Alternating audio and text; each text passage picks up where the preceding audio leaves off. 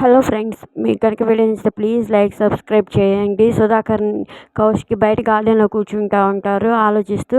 అప్పుడు జగదాత్రి అంటుంది, ఎవరిని నొప్పించకుండా ఎవరిని బాధ పెట్టకుండా నా దగ్గర ఈ సమస్యకు ఒక పరిష్కారం ఉంది వదినా అని అంటుంది.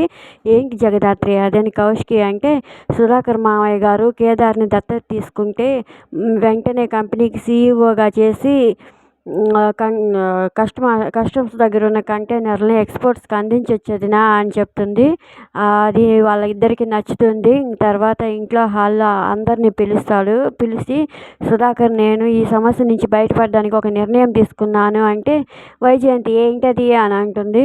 అప్పుడు నేను కేదార్ని దత్తత తీసుకుందాం అనుకుంటున్నాను అని అంటాడు. అప్పుడు నిషిక ఏమన్నారు మావయ్య అంటే, అందరికీ వినిపించలేదనుకుంటా సరిగ్గా.